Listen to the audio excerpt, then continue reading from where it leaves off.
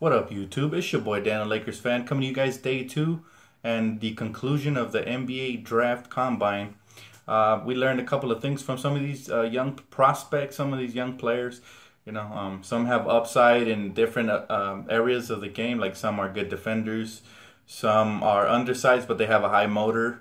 Just like Jordan Bell does, and pretty athletic as well. Some have a lot of size, but they're very thin and skinny, just like Jonathan Jean. Today he played really well again, so I'm pretty impressed with that kid. He's definitely a project, though, still very, very, very raw. Frank Mason looked polished out there. He's just undersized, and that's why they have him potentially not even getting drafted. But I like Frank Mason a lot. He's accomplished. You could truly see his progression throughout his 4-year career there in Kansas, and I can definitely see him continue to improve at the next level. He's very underrated just because he's undersized, and they project him as having trouble getting off a shot and stuff like that. But he's pretty athletic. He's pretty quick. He has a good first step, good footwork. I have a feeling he's not gonna struggle too much to create his shot at the next level. Just needs to do a couple of things to improve here and there. Now, today, a couple of different players stood out in the first game. Dylan Brooks was amongst one of them. He was doing a little bit of everything. He was, running the floor. He was getting offensive rebounds and defensive rebounds. For a guard, that's pretty impressive. He showed his grit. He showed pretty decent defense as well. He can shoot the ball. He can pass. He showed decent IQ. So he's somebody to look at if we do end up keeping a second-round pick. He would be somebody to look at later on in the draft. Maybe he might be a steal. Who knows? I like I said, I didn't watch the whole combine yesterday, but I heard that some kid named Himadou Diallo or something like that. Excuse me if I mispronounced it, but he's a prospect. He's definitely raw. He's only 18 years of age, but he supposedly had he tested the best in the vertical leap. He had a 44-inch vert, which matches Andrew Wiggins, so that's pretty impressive for a young guard, right? As well as Frank Jackson. Today, he did the vertical leap. He didn't play today because yesterday he played really well. He had 13 points on 6 of 9 shooting, and he showed that he can score. He's only 6'3", so he's going to have to be a point guard or a combo scoring guard off the bench at the next level. So Frank Jackson definitely looked impressive. Today, like I said, he tested really well in the vertical leap. He was number 2 in the whole combine after Diallo, and he had a 42-inch vert, so that's something scouts always, salivate over. He did really good in the sprints as well as the lateral movement tests. So he's another good prospect to look at. Also young, didn't play too much last year in Duke, because he had good guards in front of him. But very young, very underrated. Again, I continue to be impressed by Jonathan Jean. 7'2", he moves really well, runs the floor very well. And like I say, he's a big-time project. But it's somebody I would take with that 28th pick. I would risk it because we don't have a 7'2" guy who could run the floor like that. Ivica Zubats is really nice, but he's more of a traditional back to the basket, half-court type of center. We can use somebody off the bench who you can just throw in there, like I said in the previous video, and can go out there and try to defend bigger guys like DeAndre Jordan and super athletic guys like Rudy Gobert and stuff like that. So that's why I do like Jonathan Jean overall in this draft combine. He's somebody who caught my eye. 7'2", can run the floor. If he just gains some weight and some muscle, he can be a little bit better. And definitely needs to work on the fundamentals like back to the basket game, free throws and stuff like that. But like I said, he's a project. Who else played today? Kennedy Meeks, I believe his name is. He's pretty good from North Carolina. They just won the championship, and he showed out today. He had 19 points and wait, wasn't? Yeah, it was 19 points and 16 rebounds, which was pretty impressive. The kid is a little overweight. He needs to lose some weight. If not, he's going to end up being the next big baby Davis. But he does show good grit, and he shows he can be a good bench role player potentially. And he can really gobble up rebounds and use his body to set good screens and stuff like that. Not somebody I would like for the Lakers, just mentioning he had a good workout today. Who else? Who else showed out? Am I missing anybody? I'm not sure. I'm not sure if I'm missing anybody, but again, I like Jordan Bell again today.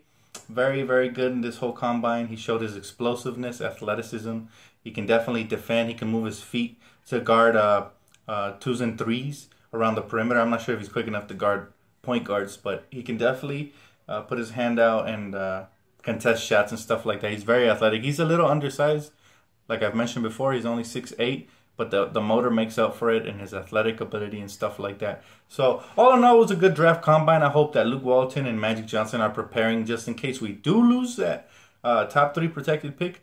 We're gonna get a second. We're gonna get to keep our second round pick, and that's why they had to pay attention in this combine, because there's a lot of potential second round players out there, like Jordan Bell and Dylan Brooks and stuff like that.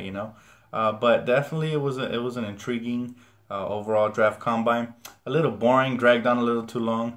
I kind of snoozed there a little bit while watching it, but I was paying attention, guys, and I liked a couple of prospects. We'll see if we can get another steal to add to this roster, like we did with Jordan Clarkson and players of that nature. Maybe we can find the next Jordan Clarkson in this draft. Not that we're looking particularly for a guard, but I mean just that caliber of steal type player. This is a deep draft, especially at the guard position, though.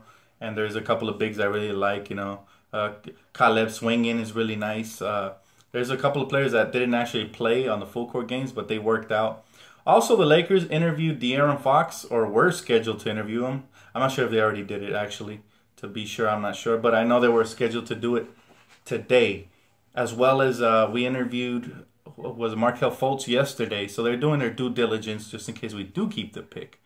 So hopefully, man, we wish the Lakers luck, and hopefully they can keep that pick, and the future is looking bright. I mean, we have a nice young core. If we add another good steal from this draft, or a top 3 level talent, the future will look really bright for us. Think about it, guys. We already have a lot of young prospects. We have Jordan Clarkson, who should have a breakout season next year. Since he is 24, and this is already going to be his 4th year in the league. So I expect him to start breaking out next season, maybe average a good 18 points a game or something like that. If he starts, if he comes off the bench, then I expect him to continue to be that six man of the year candidate, run the team off the bench and just kill it off the bench. We also have D'Angelo, who's going into his 3rd season next year. Time flies, guys. I remember when we just had drafted him. We had so many high hopes. I still have high hope for D'Angelo. Great shooter coming out of Ohio State, can handle the ball, and his IQ is really high. So he's going into his 3rd year, and I'm gonna expect a lot more from him, especially as a point guard running the team, or if he gets moved permanently to the shooting guard. I expect those numbers to be 20 plus per game with D'Angelo, but we'll see, because he was inconsistent last season, even though he was a lot better in the second half. We have Brandon Ingram, which is probably the GOAT of all the young players we have. It's probably the best prospect we've had since Kobe Bryant. Just a lanky 6'9.5", 6'10", small forward who can attack the rim really well, who can pass. He has good IQ. He can rebound. He can defend on the wing. So the sky's the limit for him. And then we have a revelation type steal player we got I believe it was late in the 1st round last year, and Ivica Zubac. That kid, he has back to the basket. He has a soft touch around the rim. He can spread you to the mid-range. I even believe he has a 3-ball. We just haven't seen it yet. It's underdeveloped. He's still raw. So if he continues to add that to his game, he can be really, really good for us. I have mid to high expectations for him coming into next season, since this is just his 2nd season and he's barely going to turn 20. So still relatively young. We have a lot of young talent. Julius Randle is a guy that disappointed some of us last season. Some people were happy with his performance. Some were not. I was a little disappointed. I expected a little bit more out of him, because coming out of Kentucky, most Kentucky players that have been drafted recently have been pretty much perennial all-stars, if not even superstars, like John Wall, Anthony Davis, guys like that, especially bigs, Karl Towns and stuff like that. So I expected him to be really good, and I remember when he got drafted to us, I was so happy because he had a high motor. We thought by now he'd have a mid-range jump shot. He honestly hasn't improved in that area. He's very inconsistent. He hit a couple of threes this season, but he needs to continue to work on his mid-range, then his 3-ball, and just focus on his consistency, just consistently hitting those shots and being a reliable shooter, somebody that D'Angelo or Jordan Clarkson or whoever we draft, if it's a guard, can find him and know that they have an assist for sure, because you want to have that accountability. You want to have that, that sense that your teammates can trust in you. That way you get more touches and stuff like that. So he's still a prospect for us. I expect him to hopefully improve over the summer. Supposedly he was going to improve on his body fat and get super ripped, and we'll see, guys. Sometimes players talk and they don't back it up. So I hope he does back it up. And I hope he continues to work on his free throws and his mid-range jump shot more than anything, because that would help us a lot to stretch the floor and the guards can penetrate easier. And then, of course, we have Larry Nance Jr., who I love this season. He was one of my favorite players. I feel like he's a glue guy.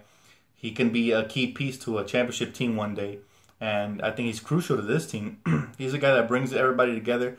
Big-time cheerleader. He's also a human highlight reel. Had probably the best dunk of the year. Not probably. He had the best dunk of the year on Brook Lopez. He just needs to improve on being more aggressive, because sometimes he passes on wide open shots. And he actually has a decent looking stroke from mid-range and from three-point range. So he's already more advanced than Julius Randle from mid to long range. So like I said, we have a lot of great young prospects on this team. And if we continue to add to that, the sky's the limit. If we can somehow add Markel Fultz or Alonzo Ball or De'Aaron Fox or Josh Jackson to this core, we're going to be really excited to watch next season and moving on to the future. And on top of that, you can always package some of the young players, because, you can't keep them all. So a lot is riding on this draft. Pray for the lottery May 16. Tune in, guys. I'll be live streaming it. Thank you guys for all the support. This is the conclusion of the draft combine videos, part 2, and I'll catch you guys soon. Hopefully, if any news pops up or anything like that, I'll definitely keep you guys posted and updated. If not, I'll see you guys May 16 on the NBA draft lottery night. So keep praying for the Lakers, and hopefully everything pans out well.